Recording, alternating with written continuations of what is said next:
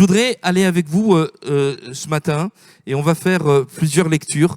Et la première lecture va se trouver dans l'Évangile selon Luc, au chapitre 7e et au verset 36. C'est un texte de départ qui va nous permettre de comprendre une certaine réalité spirituelle et nous allons ensemble, voir de quoi il s'agit. Et voici ce qui nous est dit. Un pharisien pria Jésus de manger avec lui. Jésus entra dans la maison du pharisien, il se mit à table. Et voici une femme pécheresse qui se trouvait dans la ville, ayant su qu'il était à table dans la maison du pharisien, apporta un vase d'albâtre plein de parfums. Donc, on se met en tête cette scène. Jésus est invité à entrer dans la maison d'un homme religieux. Et cet homme a tout préparé, il a mis les petits plats dans les grands pour recevoir Jésus et ses disciples. Voyez ? Et tout est OK, tout est cadré. Et cet homme qui a entendu parler de Jésus veut en savoir un peu plus. Peut-être y a-t-il un jugement déjà qu'il porte, et on va le voir ensemble. Mais il y a quelqu'un qui va un petit peu mettre qui va dérégler tout ce système. C'est cette femme. Et la Bible nous dit une femme pécheresse. Sachez que la Bible est très pudique lorsqu'elle parle d'une femme pécheresse. C'est-à-dire qu'il y a de fortes raisons de penser que cette femme était une femme de mauvaise vie ou une femme prostituée. En attendant, imaginez dans la maison de cet homme religieux, même assez radical dans ses pensées, il y a Jésus. Et voici cette femme pécheresse entre dans ce contexte-là. Et je continue la lecture. Donc elle vient elle apporte un vase d'albâtre, elle se tint derrière, aux pieds de Jésus. Pourquoi derrière ? C'est parce que manger moitié allongé, et donc la tête en avant vers le plat central, et puis les pieds vers l'extérieur. Et donc c'est pour cela qu'il nous est dit qu'elle se tint derrière, aux pieds de Jésus, et elle pleurait, et bientôt elle lui mouilla les pieds de ses larmes, puis les essuya avec ses cheveux, les baisa et les oignit de parfum. Le pharisien qui l'avait invité, voyant cela, dit en lui-même, « Si cet homme était prophète, il connaîtrait qui et de quelle espèce est la femme qui le touche. Il connaîtrait que c'est une pécheresse. » Jésus prit la parole et lui dit, « Simon, j'ai quelque chose à te dire. » « Maître, parle, répondit-il. Un créancier avait 2 débiteurs, l'un devait 500 deniers et l'autre 50. Comme il n'avait pas, pour vous donner un indice, un denier, c'est une journée de travail. Voilà, d'un ouvrier, une journée de travail. Donc, comme il n'avait pas de quoi payer, il leur remit à tous 2 leurs dettes. Lequel l'aimera le plus ? Simon répondit, celui, je pense, auquel il a remis le plus. Jésus lui dit, tu as bien jugé. Puis, se tournant vers la femme, il dit à Simon, vois-tu cette femme ? Je suis entré dans ta maison et tu ne m'as point donné d'eau pour laver mes pieds, ce qu'on faisait à cette époque dans l'Orient. Mais elle les a mouillés de ses larmes et les a essuyés avec ses cheveux. Tu ne m'as point donné de baiser, mais elle, depuis que je suis entré, elle n'a point cessé de baiser mes pieds. Ce baiser, c'était aussi quelque chose de pratiqué en Israël. Et tu n'as point versé d'huile sur ma tête, mais elle a versé du parfum sur mes pieds. C'est pourquoi je te le dis. Et notez bien, ses nombreux péchés ont été pardonnés, car elle a beaucoup aimé, mais celui à qui on pardonne peu, aime peu. Et il dit à la femme, tes péchés sont pardonnés. Ceux qui étaient à table avec lui se mirent à dire en eux-mêmes, qui est celui-ci qui pardonne même les péchés ? Mais Jésus dit à la femme, ta foi t'a sauvée, va en paix. Amen. Et pour vous aider à comprendre le thème de cette méditation de ce matin, on va aller également dans l'Évangile selon Matthieu, au chapitre 6e et au verset 12, texte que vous connaissez, bien entendu. Alors, on ne va pas lire intégralement cette prière que certains ont appelée le Notre Père, parce que ça commence comme ça. Petite parenthèse pour vous dire que Jésus n'a jamais prié en citant le Notre Père. Lorsqu'il le cite, il n'est pas en train de prier. c'est comme, j'allais dire, un texte dans lequel se trouvent tous les ingrédients de la prière. C'est un enseignement sur la prière. Et dans Matthieu chapitre 6, verset 12, Jésus qui enseigne à prier dit ceci: « Pardonne-nous nos offenses, comme nous aussi nous pardonnons à ceux qui nous ont offensés. Ne nous induis pas en tentation, mais délivre-nous du malin, car c'est à toi qu'appartiennent dans tous les siècles, le règne, la puissance et la gloire. Amen. Si vous pardonnez aux hommes leurs offenses, votre Père céleste vous pardonnera aussi. Mais si vous ne pardonnez pas aux hommes, votre Père ne vous pardonnera pas non plus vos offenses. Amen. » Et vous avez compris que nous allons parler du pardon ce matin, et notamment du fait de pardonner. De pardonner, c'est un petit peu le titre de cette méditation, de pardonner. Il y a quelque temps en arrière, nous avions considéré, si vous vous en souvenez, que nous étions le sel de la terre, la lumière du monde, et une ville située sur une montagne. Vous vous souvenez de cela? Et nous avions dit que nous étions en particulier donc le sel de la terre, et que le sel ne devait pas perdre sa saveur. Et la saveur, c'est ce qui fait une des particularités du sel, et qui permet aussi, dans un sens spirituel, de reconnaître un enfant de Dieu. La Bible dira: ayez du sel en vous-même. Et nous avions dit que nous étions dans un monde dans lequel, mélangé à toutes sortes de notions, nous pouvions perdre notre saveur, perdre ce qui fait notre spécificité. La semaine dernière, Guillaume nous a parlé de la foi, de l'espérance et de l'amour, qui sont des caractéristiques d'un enfant de Dieu. Et tandis qu'il était encore, vous voyez, mais c'est formidable ce qui se passe dans les cultes, hein. Gloire à Dieu, hein. Tandis qu'il était en train de prêcher, déjà cette pensée était en moi, mais il faudrait parler du pardon. Et lorsque il est en train de prêcher sur l'amour, le point sur l'amour, vous pourrez le revoir. Je crois que ça n'a pas été enregistré, il y a eu des problèmes techniques la semaine dernière. Il abordait le thème du pardon. Et juste à ce moment-là, je pensais à cela. Je dis: mais Seigneur, mais c'est formidable, alléluia, amen. Gloire à Dieu. Et dit: mais voilà, c'est vraiment de cela dont je voudrais vous parler, et qui est une caractéristique fondamentale d'un enfant de Dieu. Si, j'allais dire, il y en avait une à retenir particulièrement de caractéristiques qui font que nous sommes des enfants de Dieu, c'est qu'un chrétien n'existe que par le pardon qu'il a reçu dans sa vie, le pardon de ses péchés. Oui ou non? On va le voir. Nous ne pouvons pas être ce que nous sommes sans le pardon de Dieu dans nos vies. Et tous, nous avons connu, nous qui avons cru en notre Seigneur Jésus, nous avons tous été pardonnés de nos péchés. Alléluia. Et comprenons que dans l'enseignement de la parole du Seigneur, et dans son enseignement, le Seigneur nous invite non seulement à recevoir ce pardon, mais également à pardonner nous-mêmes, à accorder ce pardon. Et vous avez vu que dans ce texte, l'Écriture nous dit que nous avons vraiment toujours besoin du pardon. Pardonne-nous nos offenses. Toujours besoin. Tant que je suis sur cette terre, j'ai besoin de ta grâce dans ma vie, Seigneur. Même si, j'ai pu faire des progrès, mais je suis pas parfait encore, Seigneur, et parfois il y a des erreurs que je fais, que je commets involontairement, et même le monde qui est là peut me souiller à bien d'égards. J'ai besoin de ta grâce et de ton pardon dans ma vie, alléluia. Mais l'Écriture veut que nous soyons conscients que nous sommes appelés à pardonner. Et vous avez remarqué que la présence du pardon dans nos vies engendre une bénédiction, c'est que Dieu continue sa grâce dans nos vies. Mais l'absence de pardon dans nos vies fait une rupture entre Dieu et nous, dans laquelle le Seigneur cesse le pardon.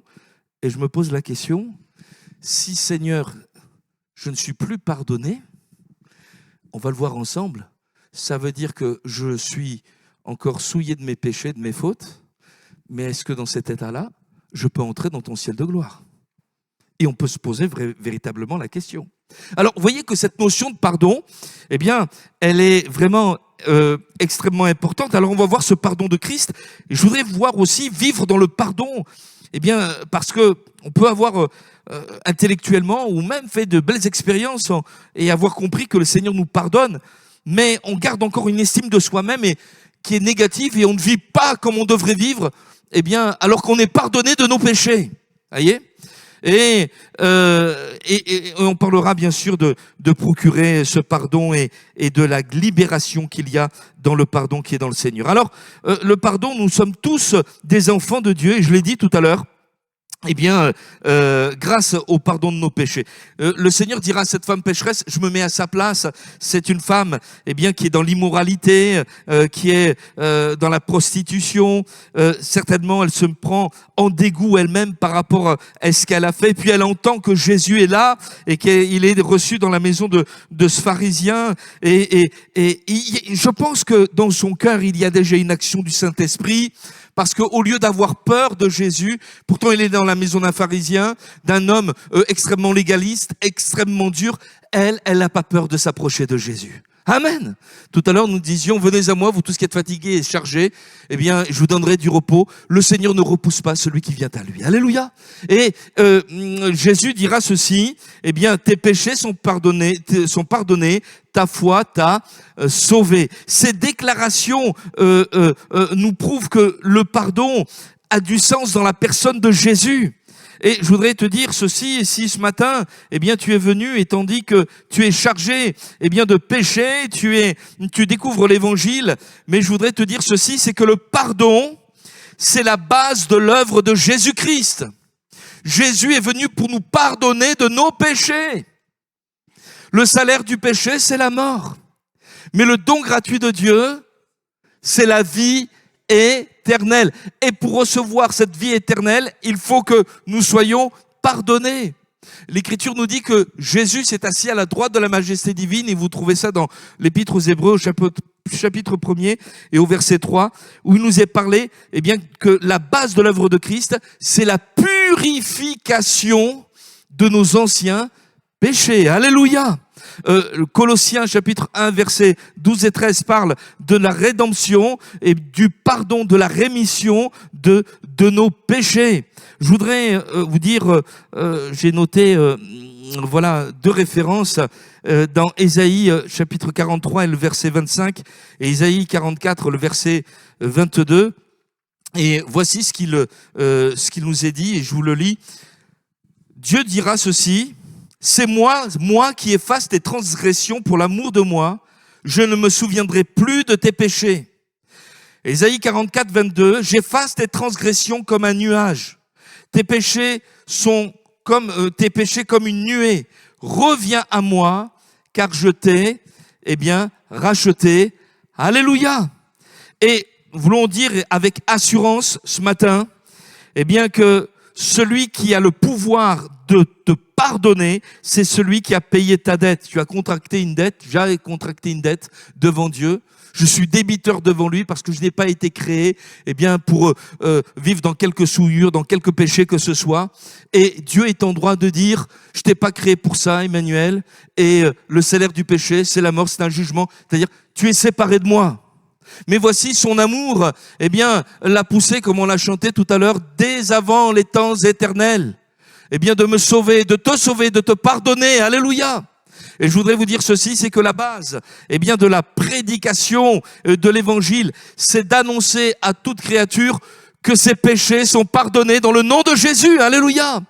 Et que ce pardon repose non pas, eh bien, sur une philosophie, sur une pensée, sur une méthode couée ou je ne sais quoi, mais sur le sacrifice de Jésus. Alléluia.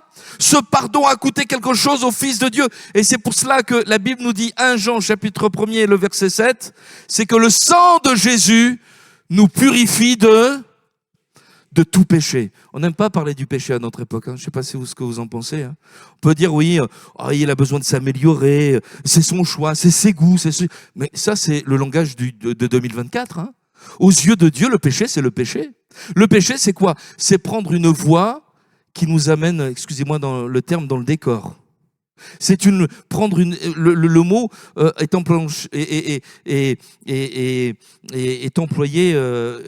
emprunté, dans l'hébreu au langage des archers, de ceux qui tirent des flèches. Vous voyez, je manque la cible, ma flèche est perdue. C'est-à-dire, je prends un autre chemin que celui qui me conduit au but. Vous voyez? j'étais de cela. Hein. Vous n'étiez pas comme ça, vous? Pas pris. Puis au bout d'un moment, vous avez dit, mais je voudrais bien changer, mais je ne peux pas. Je suis esclave, je suis lié par mes péchés. Vous avez compris que c'est pas simplement des actes, le péché. C'est aussi une puissance, c'est aussi, une addiction, c'est aussi quelque chose, qui te prend et tu contractes une dette parce que tu fais des choses, qu'un jour il faudra payer devant Dieu parce que Dieu amènera toute âme en jugement. Et puis tu découvres une chose, c'est que Dieu a tant aimé le monde. Amen. Qu'il a donné son Fils unique afin que quiconque croit en lui ne périsse pas, mais qu'il ait la vie éternelle. Alléluia. Et Jésus est venu pour pardonner. Et je répète ce texte. Il est venu pour effacer nos péchés. Effacer nos péchés. Et cette femme pécheresse qui est brisée, qui veut changer, je remarque qu'elle comprend qu'elle peut s'approcher du Seigneur. Elle pleure sur les pieds de Jésus. Elle essuie avec ses cheveux les pieds du Seigneur. Elle les embrasse. Elle les parfume comme si elle disait, mais Seigneur, toi tu es venu dans ma vie. Toi tu as accepté de porter mon péché. Vous comprenez? D'être souillé par la poussière de cette terre. Seigneur, je te demande pardon, Seigneur. Seigneur, et de ses larmes, elle mouille les pieds de Jésus. De ses cheveux, elle les essuie. Elle les oint pour dire, mais Seigneur, ce que tu vas subir pour moi à la croix, mais tu ne le mérites pas, Seigneur. Tu es tellement précieux. Tu aurais dû rester dans ton ciel de gloire et ne jamais voir les choses d'en bas. Mais si tu es descendu, c'est parce que tu m'aimes. Alléluia. Et je voudrais te dire ce soir, ce matin, toi qui es perdu dans tes péchés, peut-être que je fais de l'évangélisation ce matin, mais c'est pas grave, je crois que le Seigneur peut se servir d'un culte pour sauver une âme. Alléluia. Tourne-toi vers Jésus. Alléluia. Accepte la grâce de Dieu. Dans le livre des Actes des Apôtres, la notion du pardon est centrale dans la prédication des apôtres. Lorsque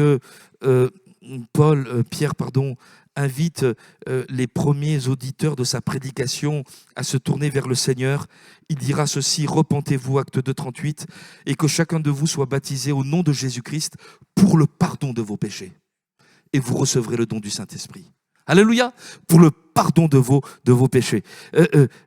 Acte 5, 31, il nous est fait encore mention de cela, puisque il nous est dit, Acte 5, 31, Dieu l'a élevé, Jésus, par sa droite, comme prince et sauveur, pour donner à Israël la repentance et le pardon des péchés. Alléluia. Dans les Actes encore, au chapitre 13e, cette fois-ci, c'est Paul qui prêche. Et ce sont des prédicateurs différents. Il y a Pierre, il y a Paul, mais le message est le même. Il nous est dit, sachez donc, hommes frères, que c'est par lui, par Jésus, que le pardon des péchés vous est annoncé, et que quiconque croit en lui est justifié par lui de toutes les choses dont vous ne pouviez être justifiés par la loi de Moïse. Il nous est dit, mais c'est par lui que le pardon des péchés est annoncé. Et je voudrais te dire ceci, c'est pas des séances de psychanalyse qui vont enlever le poids de ta dette, qui vont enlever tes remords. C'est pas toutes tes bonnes actions qui vont effacer ce que tu as pu faire dans le passé. Une seule puissance a le pouvoir de te pardonner. Un seul a le pouvoir de te pardonner. C'est Jésus. Alléluia. Amen. Alléluia. Et quand tu es pardonné, c'est extraordinaire. Amen. Parce que, tu reçois cette vie et tu as cette communion. Vous avez remarqué tout à l'heure, repentance. Tu te fais baptiser parce que tu as la foi dans le pardon que Christ t'a offert à la croix, et le Saint-Esprit est répandu dans ta vie. Amen. C'est important. Il ne peut pas y avoir de relation avec quelqu'un s'il n'y a pas de réconciliation. Et je m'adresse peut-être même à un chrétien. Peut-être qu'il y a des choses qui sont entrées dans ta vie qui font que, d'une certaine manière, tu es en conflit. Tu es peut-être même en guerre contre Dieu parce qu'il y a des choses que tu n'as pas acceptées. Et tu te plains d'un manque de relation à la table. Je me tiens à la porte et je frappe. Comment ça se fait que je n'ai pas de communion? Peut-être que tu as besoin de revenir au pain et au vin et de dire, Seigneur, je te demande pardon, je me suis endurci. J'étais orgueilleux. J'ai pris mes pensées pour tes pensées. Je me suis dit, ouais, c'est bon. Et puis ça s'est effondré. Maintenant, Et tu as besoin de demander pardon pour revenir à un cœur à cœur. Compliqué de demander pardon parfois. Plusieurs personnes dans l'exercice de mon ministère m'ont demandé pardon dans certaines choses. Et j'ai toujours été touché par leur courage. Parce que dire, depuis que tu es là, c'était pas ici, c'était ailleurs, je n'ai pas arrêté de te critiquer, etc. Dire ça à un pasteur, je dis, il faut du courage quand même. Voyez, et ça touche. Et quand quelqu'un demande pardon, après on verra ensemble, hein, on ne peut pas refuser son pardon. Je voudrais d'ailleurs entamer ceci, c'est que jamais dans la parole de Dieu, il est dit qu'un enfant de Dieu ne doit pas pardonner. On va le voir, hein. Parfois c'est compliqué, hein. Mais quoi qu'il en soit, il ne nous est jamais dit « tu pardonneras pas ». Voilà. Alors, bon, si tu n'as pas dit bonjour un dimanche, tu lui pardonnes, mais si au bout de 3 dimanches, tu ne lui pardonnes plus. Ben voilà, c'est terminé. Hein, voilà. Non. L'Écriture nous invite à pardonner. Alors, je voudrais avancer. Vous êtes toujours avec moi. Hein, mais vivre dans le pardon, et je te pose cette question. Je nous pose cette question, est-ce que tu vis dans le pardon? Jésus lui a dit, ta foi t'a sauvé, va en paix. Ben, Seigneur, maintenant j'ai la paix avec Dieu. J'étais juste, Romains chapitre 5 et verset 1 nous dit ceci, nous avons la paix avec Dieu par la foi en Jésus-Christ, nous sommes justifiés du côté de Dieu, c'est réglé. Tu as accepté Jésus, c'est réglé. Amen. Il n'y a aucune condamnation pour ceux qui sont en Jésus-Christ. Ça, c'est l'affirmation de l'Esprit de Dieu en moi. Je suis en paix avec moi-même. Amen. Je suis devenu une nouvelle créature. Les choses anciennes sont passées, voici toutes choses sont devenues nouvelles. Merci Seigneur, alléluia. Et puis, je suis en paix aussi avec les autres parce que même si je me trouve dans la maison de Simon le pharisien et qu'il peut avoir une belle apparence, malgré tout son pharisianisme, tout son légalisme, c'est quand même un homme pécheur qui a besoin de la grâce de Dieu et du pardon de ses péchés parce que, oh, étonnant, c'est un pécheur. Je voudrais juste vous faire montrer quelque chose, hein, c'est peut-être une interprétation personnelle, mais je vous la livre quand même. Il est dit que quand cette femme de mauvaise vie, pécheresse, entre dans la maison de Simon le pharisien, l'Écriture insiste surtout sur le fait que Simon se dit en lui-même, un dialogue intérieur, si cet homme était prophète, il serait de quelle espèce est cette femme? C'est une femme pécheresse. Ça veut dire, selon moi, mais c'est mon interprétation, oui, il est où Patrick? Voilà, on partagera après. Mais ça veut dire, selon moi, que c'est pas écrit sur le front de cette femme que c'est une femme pécheresse, voire même une prostituée. Et que, puisqu'il dit, s'il était prophète, il aurait l'illumination, le discernement pour connaître. Et selon lui, il dit, m'approche pas, etc. Je t'ai reconnu, je porte un masque, je t'ai reconnu. Voilà, c'est ça. Et Jésus va lui dire, je sais très bien qui c'est. Je sais très bien qui c'est. L'histoire des 2 débiteurs, un qui doit beaucoup, l'autre un peu moins, mais ils sont tous les 2 débiteurs et puis la dette est remise. Ok, hein, je ne vais pas rentrer là-dedans. Mais moi, je me pose cette question. Dis-moi, toi, qui es si parfait, Simon, comment toi, alors que ce n'est pas écrit sur son front que c'est une femme pécheresse, comment ça se fait que toi, tu sais que c'est une femme pécheresse? Je vous laisse déduire hein, tous les raisonnements. Et peut-être l'hypocrisie de cet homme, qui est lui-même dans une grosse situation de péché, mais ça ne se voit pas. Voilà, et voyez. Et enfin voilà. En tout cas, ça nous renvoie au fait que cette femme, elle est en paix avec Dieu, elle est en paix avec elle-même, Jésus est son sauveur, et le pharisien, c'est aussi un homme pécheur, il a besoin aussi de la grâce de Dieu. Et je voudrais que nous puissions comprendre une chose, c'est que mon point, c'était de comprendre, mais comment je fais pour vivre je me mets à la place de cette femme. En un seul coup, Jésus lui dit, tes péchés sont pardonnés, ta foi t'a sauvé, va en paix, et elle repart comme ça, et avec dans sa vie courante, et peut-être que l'adversaire, le diable, revient dans sa vie pour essayer encore de la dévaloriser. Tu ne vaux rien, t'es qu'un objet, mais t'as pas eu un peu d'honneur dans ta vie, tu t'es pas respecté toi-même. Et je me dis que à l'heure actuelle, comprendre ce que c'est que le pardon de nos péchés, c'est quelque chose sur lequel on a besoin de revenir. Pourquoi je dis ça? Je vais employer un mot moderne, enfin une expression moderne, que vous avez sur vos appareils téléphoniques, là, ou voilà, smartphones, etc. À un moment, il y a effacer l'historique. Vous avez savez que ça existe, ça? Et d'une certaine manière, moi, quand et puis moi, je me suis renseigné un petit peu, l'historique en matière d'Internet n'est jamais vraiment totalement effacé. Je sais pas comment ça se passe. Alors, je sais pas, il y a peut-être des compétents des compétences au milieu de nous, voilà, qui vont nous dire, voilà, c'est quand même emmagasiné sur des disques durs, je sais pas où, sous l'eau, voilà, voilà. Vous voyez, ma connaissance, elle est, voilà. Et on se dit, et on peut vivre avec cette crainte que, je me souviens, qu'un jour quelque chose ressorte. Et des années en arrière, c'était le président Barack Obama qui disait, eh bien, aux jeunes, faites attention à ce que vous mettez sur WhatsApp, sur Facebook, etc., parce que c'est conservé. Et un jour ou l'autre, ça peut ressortir. Vous avez fait une bêtise, vous avez raconté n'importe quoi sur un réseau social, et puis 10 ans plus tard, votre employeur, il cherche un peu qui est. Ah, ben c'est lui. Ben non, merci. Hein. Vous voyez, et on s'aperçoit que l'historique n'est pas effacé. Et je me dis, ça, c'est. Alors, l'outil Internet, il est extraordinaire. Mais cette pensée-là, elle vient pas de Dieu. Parce que le Seigneur, lui, il efface réellement l'historique. Et lorsqu'il dit, j'efface tes péchés, c'est terminé. Toi qui étais la femme pécheresse, là, mais vivre dans le pardon, ça veut plus dire que tu dois vivre, eh bien, en se souvenant sans cesse, eh bien, de ce que tu étais. Tu es devenu une nouvelle créature.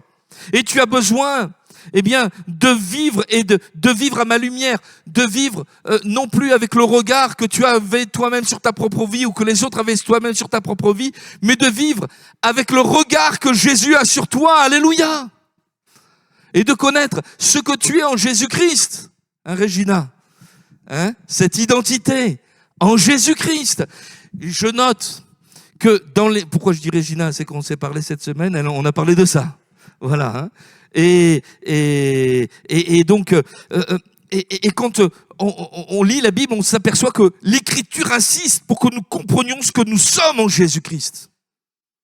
On est dans un monde qui veut te secouer, te faire oublier tout ce que tu es. Mais tu es aimé, tu es justifié, tu es élu, tu es adopté, tu es prédestiné, tu es scellé pour la gloire. Tu es une race élue, un peuple acquis, une nation sainte. Alléluia. Et j'en passe.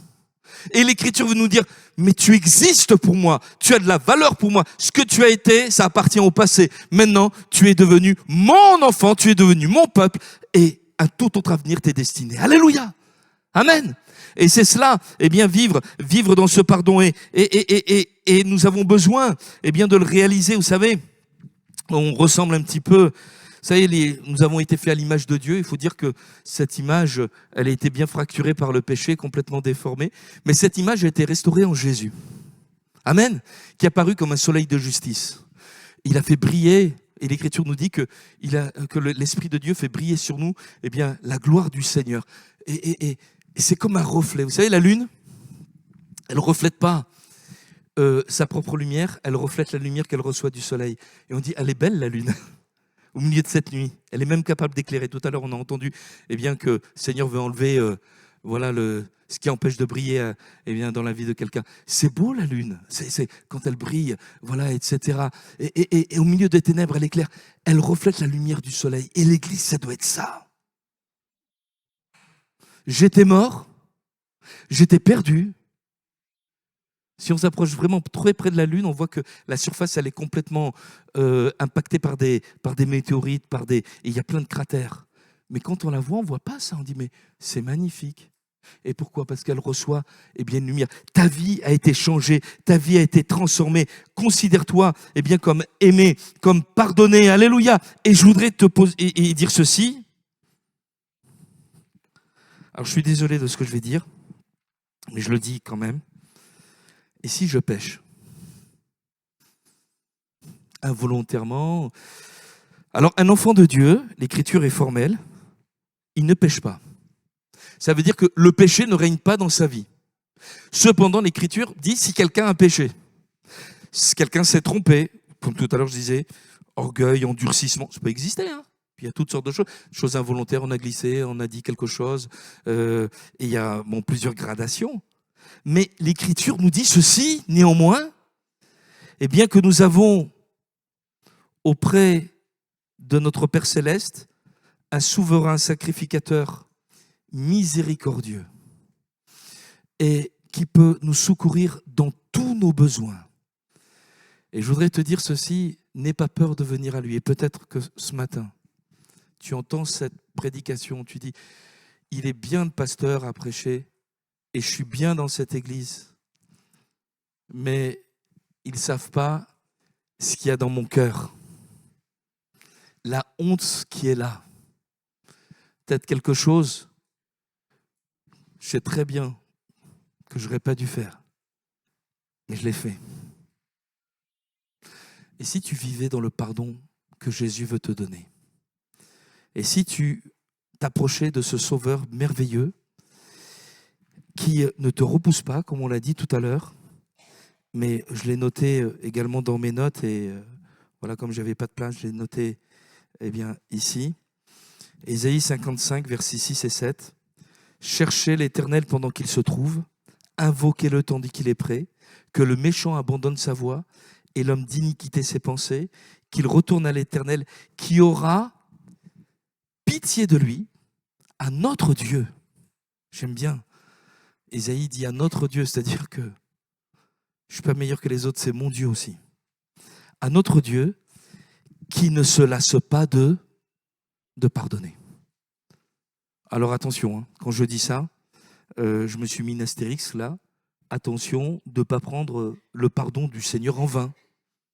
Il y a un homme dans la Bible dont je crois que c'est la situation de péché qui est la plus décrite dans la Bible. La situation de David avec Bathsheba. Alors là, tout est raconté. Hein. On sait tout ce qui s'est produit. Et cet homme qui était dans une situation d'adultère, selon la loi, aurait dû même mourir, mais être lapidé, comme cette femme adultère qu'on trouve dans l'évangile selon Jean au chapitre 8. Mais il découvre la grâce de Dieu, tu ne mourras pas, Dieu fait grâce. Et il va goûter à la grâce de Dieu. Il va être pardonné de ses péchés. Mais lorsque vous lisez en détail, malgré le fait que le Seigneur est pardonné, parce que le péché laisse des cicatrices et des marques, on s'aperçoit qu'aux yeux de sa famille, il a perdu toute autorité en se livrant à cet adultère. Des enfants vont vouloir prendre sa place. Bon, ça va être la cacophonie terrible. Pourquoi? Merci Seigneur, ton appel reste toujours là. Il va être toujours cet homme de Dieu. Il est le roi en Israël et Dieu ne revient pas sur ses promesses. Mais il y a cette situation de péché va néanmoins laisser des traces. Il va y avoir des conséquences, non pas pour l'éternité, pour le plan de Dieu, mais lui, personnellement, même dans sa vie de famille. Voyez-vous? Et c'est pour cela que lorsque je dis que notre Dieu ne se lasse pas de pardonner, ce n'est pas un blanc-seing qui nous permet de dire « c'est bon, il n'y a pas de problème ». D'ailleurs, quelqu'un parlerait ainsi, il n'aurait rien compris à l'amour de Dieu pour lui. Parce que quand on aime le Seigneur, mais le premier, et qu'il y ait une situation de péché, le premier qui est offensé, c'est Jésus. Est-ce que vous pouvez vivre, vous, avec dans le cœur le Saint-Esprit qui était attristé? Mais c'est pas possible. Seigneur, tu m'as tellement aimé, et moi je vais t'attrister. Mais non, Seigneur, je veux te demander pardon, Seigneur. Et je voudrais te dire, ton Dieu ne se lasse pas de pardonner. Si tu veux, comme cette femme, changer passer, un cap, mais plus qu'un cap, changer de vie, ne plus être esclave. Le Seigneur est celui, qui veut être avec toi, qui veut être pour toi, et qui veut te pardonner, qui va t'encourager à ne plus retomber dans le même piège, mais au contraire, te donner, cette assurance, il est avec toi. Amen. Amen. Oh, vous êtes là, hein? Voilà, gloire au Seigneur. On va terminer. Je me doutais bien que je n'arriverais pas à faire mes 4 points. Je le savais. Mais alors on reprendra parce qu'il y a toute une partie qui est pardon et libération. Mais je voudrais rester néanmoins sur ce 3e point qui nous dit, accorder le pardon, c'est ce à quoi nous sommes appelés. Jésus demande à ce que nous soyons prêts à pardonner. Jésus t'a pardonné. Tu apprends à vivre dans ce pardon, tu es aimé, tu es estimé, alléluia. Et si même il est arrivé une chose où tu n'es pas à la hauteur, le Seigneur, est celui qui veut te remettre en selle, il veut te pardonner afin que tu reprennes ta place, alléluia. Gloire au Seigneur, merci Jésus. Mais pardonner, tel que nous l'avons lu ensemble, c'est quelque chose qui s'anticipe. J'ai remarqué que, c'est mon expérience, qu'on a du mal à pardonner lorsqu'on n'est pas préparé à pardonner. Et lorsque Jésus nous enseigne à prier, il nous dit « Pardonne-nous nos offenses, comme nous aussi nous pardonnons à ceux qui nous ont offensés. » Et au moment où tu peux prier, tu peux prier « Seigneur, personne m'a offensé, mais si aujourd'hui quelqu'un m'offense, je veux lui pardonner. » Est-ce que vous priez comme ça? Est-ce que vous demandez au Seigneur, avant de commencer une journée, Seigneur, je veux pas me laisser contaminer par une rancœur, par ceci, par cela, ça va m'empoisonner. Et Seigneur Jésus, je veux déjà anticiper, cette chose en pardonnant. Et ça consiste déjà à vivre dans une intimité avec le Seigneur, puisque tu m'as pardonné, parce que tu as porté mon péché à la croix, que tu as tout accompli. Moi, je vais refuser de pardonner. Vous vous souvenez, cet homme-là qui doit une somme immense à un roi, il doit une somme de plusieurs vies de salaire, et le roi a compassion de lui, il lui remet toute sa dette, et puis il y a un collègue à lui qu'il rencontre dans la rue quelque temps plus tard, et lui, il lui doit, je crois, quelques mois de salaire, et il dit, aie pitié de moi, je te rendrai tout. L'autre, il étrangle, il dit, non, je vais te jeter en prison, et tu en sortiras jusqu'à ce que tu m'aies tout remboursé. Les amis du roi qui voient la façon de se comporter de cet homme sont attristés, le répètent, et cet homme qui avait été auparavant pardonné va tout perdre et va être vendu. Voyez? Donc l'Écriture nous dit et insiste sur le fait que nous devons pardonner. J'insiste, il n'est pas écrit dans la Bible que nous devions ne pas pardonner. Ça n'existe pas. Ensuite, certainement qu'on le verra, la personne en face peut ou ne pas, ou peut ou ne peut pas, recevoir ou accepter ce pardon. Ça, c'est son problème. Mais je voudrais vous dire ceci, c'est que quand on a été offensé et qu'on pardonne, d'une certaine manière, c'est comme, pardonnez-moi si j'emploie un mot un peu, c'est comme si le Seigneur te donnait une arme. Une arme. Je l'ai écrit, le pardon est une arme qui permet de retourner l'offense sur celui qui l'a produite. Père, pardonne-leur, car ils ne savent pas ce qu'ils font. Quoi, on ne sait pas ce qu'on fait? Non, vous ne savez pas ce que vous faites. Et celui qui a été offensé, reprend l'initiative. Vous savez que lorsque Étienne, cet enfant de Dieu, va être lapidé, sa dernière prière, ça va être « Père, ne leur impute pas ce péché ». Il y a quelqu'un qui entend, là, c'est Saul de Tarse. Mais comment? Mais il se prend pour qui, lui? On est en train de faire justice, c'est un blasphémateur, on le lapide, et il dit qu'on est des pécheurs. Et il prie Dieu pour que on soit pardonné de nos péchés. Et le pardon permet donc de signifier qui a tort et qui a raison, qui est dans le bien et qui est dans le mal. Le pardon rétablit la vérité. C'est comme si tu disais, tu vaux mieux que ça. T'es pas appelé à faire ce mal-là. Je te pardonne. Parce que, comme mon Seigneur m'a pardonné, Père, pardonne-leur. Ils ne savent pas ce qu'ils font. Vous savez que l'Église a grandi. J'ai recherché quelques textes, quelques références, etc. Mais c'est ainsi que l'Église a grandi. persécutée, elle a pardonné. Je parle de notre fameux Saul de Tarse qui va devenir, bien entendu, l'apôtre Paul. Et lorsqu'il fait mention de ce qu'il était, il dit que le Seigneur l'a établi dans le ministère. Moi qui auparavant, 1 Timothée 1,13, était un blasphémateur, un persécuteur, un homme violent, mais j'ai obtenu miséricorde parce que j'agissais par ignorance dans l'incrédulité. Je ne savais pas ce que je faisais. Pardonne-leur, ils ne savent pas ce qu'il faut. Je croyais que je savais tout. Non, tu savais rien du tout. Tu étais un ignorant, même si tu as grandi au pied de Gamaliel. Voilà. Et la grâce de notre Seigneur Jésus a surabondé avec la foi et l'amour qui est en Jésus-Christ. C'est une parole certaine et entièrement digne d'être reçue, que Jésus-Christ est venu dans le monde pour sauver les pécheurs dont je suis le premier, mais j'ai obtenu miséricorde. Amen. Amen. Quand tout à l'heure, je vous ai parlé que Pierre, il appelle les gens à se faire baptiser pour le pardon de leurs péchés, ce sont les mêmes hommes qui, 40 jours auparavant, pour la plupart, étaient en train de crier devant le tribunal de Pilate, « Crucifie-le !» Les mêmes. Et ces mêmes hommes voient les disciples de Jésus qui sont en train de prêcher l'amour de Dieu, la repentance et le pardon de leurs péchés. L'église d'un coup grandit, 5000 personnes. Bam. Seigneur, tu as pardonné nos offenses. Amen. Gloire à Dieu. Et vous voyez combien ce pardon, entre guillemets, est une arme que le Seigneur aussi donne à l'église pour que plusieurs passent de la mort à la vie. Alléluia. Peut-être que dans un foyer, peut-être que dans une famille, pour un conjoint, pour un enfant peut-être un peu compliqué, difficile, c'est l'arme qu'il faut que tu emploies. Pardonner. Qu'est-ce que vous en pensez?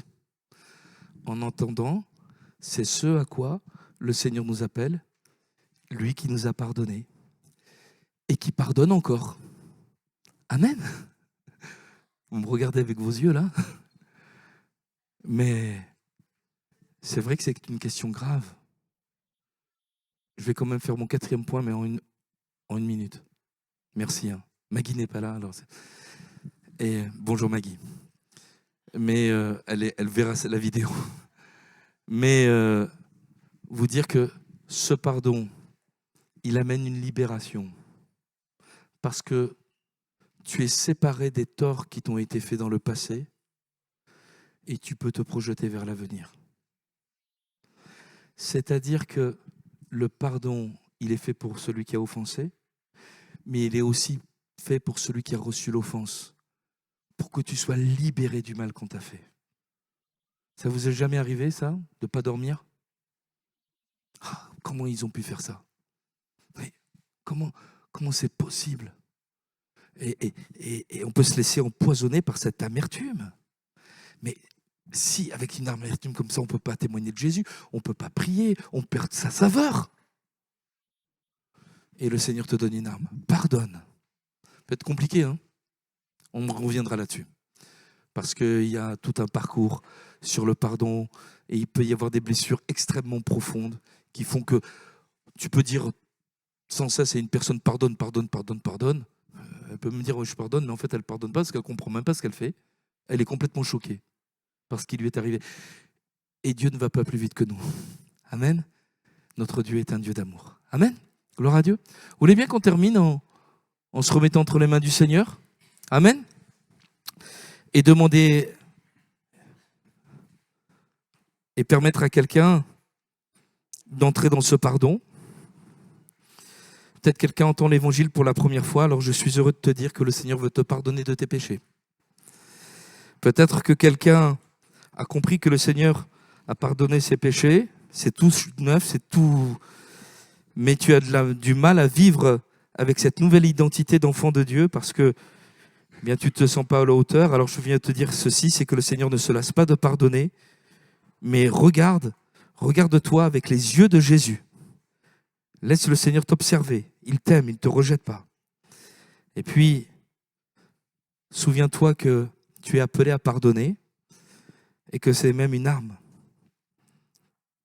qui est capable de remporter le combat. pour le salut de plusieurs. Seigneur, nous sommes sous ton regard et nous te disons merci pour ces bons moments, pour ta parole. Je te rends grâce, Seigneur, mon Dieu, parce que, mon Dieu, simplement, nous sommes, Seigneur, que des hommes. Nous avons une intelligence limitée, nous avons un savoir limité, une éloquence limitée, pédagogie limitée, mais toi, tu sondes nos cœurs et au travers de notre faiblesse, tu agis. Et Seigneur, tu vois, Seigneur, chacun de nos cœurs, Seigneur, entendre ce que ta parole nous dit, que tu es le Dieu qui pardonne. Alors Seigneur, je te prie pour celui qui est jeune, qui est moins jeune. Seigneur, qui vit avec un fardeau dans son cœur. Ses péchés ne sont pas effacés. Il ne t'a pas demandé pardon. Seigneur, que ce matin, Seigneur, il y ait vraiment un désir de se réconcilier.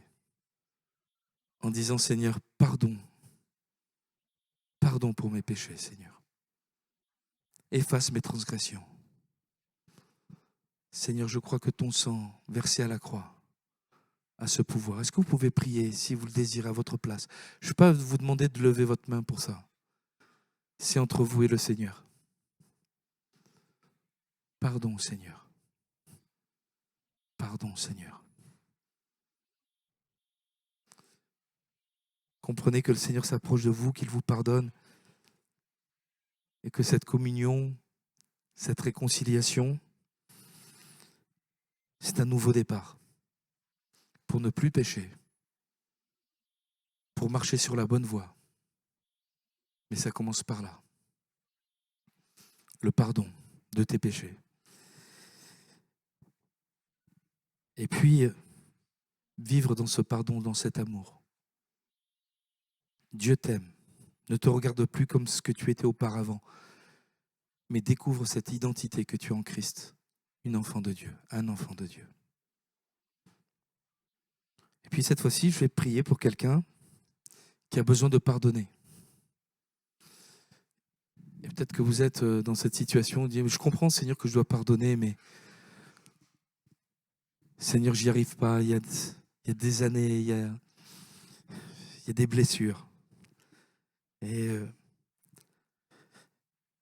Mais peut-être que vous avez compris néanmoins que vous deviez pardonner. Et même si à l'heure actuelle, je ne vous demande pas de... Ce matin, venez au Seigneur tel que vous êtes. Je ne vous demande pas de faire ce que vous ne pouvez pas faire. Mais je vous demande simplement de venir au Seigneur pour dire, dans toute votre faiblesse, Seigneur, voilà, je veux faire ta volonté. Mais il y a des blocages. Seigneur, aide-moi à les surmonter. Vous savez, l'Écriture nous dit, quand on tourne les regards vers lui, on est rayonnant de joie, le visage ne se couvre pas de honte. Seigneur, je veux encore refléter ta gloire. Et je veux encore pardonner. Auparavant, je pardonnais. Maintenant, je me suis endurci. Alors, peut-être dans un foyer, il y a un endurcissement qui s'est fait. Peut-être par rapport à un enfant, il y a un endurcissement. Par rapport à une situation de travail, un endurcissement. Tu ne cherches plus la solution dans le pardon. Et c'est ce à quoi le Seigneur t'appelle. Alléluia. Alors, je ne veux pas entrer dans votre intimité parce que c'est personnel, mais on est dans l'église, comme on l'a entendu, on est une famille, on est des frères et des sœurs. Si quelqu'un veut que l'on prie pour lui, pour qu'il sorte de cette situation, pour qu'il pardonne, eh bien, vous pouvez lever votre main à votre place en disant, voilà, je veux pardonner. Je veux pardonner, oui. Voilà, il y a quelques mains qui se lèvent. Gloire à Dieu. Merci Seigneur.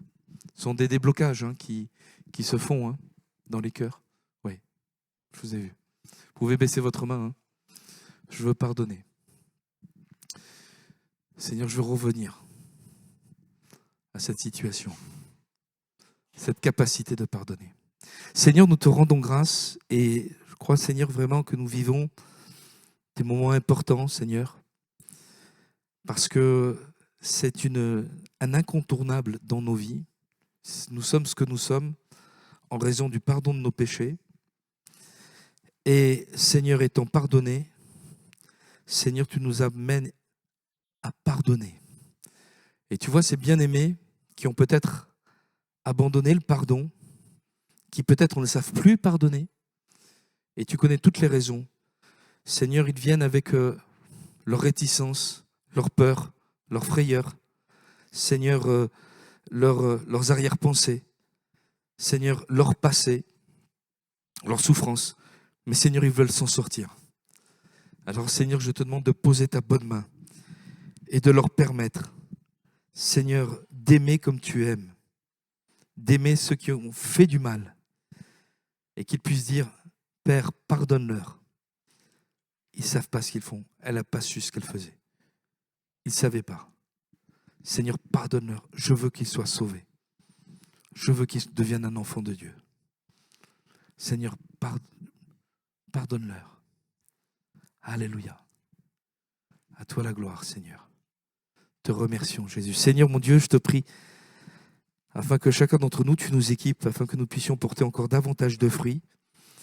Seigneur, ce fruit de l'esprit qui est l'amour, et dont, Seigneur, une des conséquences est le pardon. Seigneur, apprends-nous à nous aimer, à aimer même nos ennemis. Seigneur, pour leur pardonner, et comme ce Saul de Tarse, qui est devenu l'apôtre Paul. Seigneur, je te prie, Seigneur, bénis ton Église, bénis ton peuple. Seigneur, renouvelle-nous, Seigneur, dans tes voies. Toi, toute la gloire, Seigneur. Merci, Seigneur. Amen. Amen. Gloire à Dieu.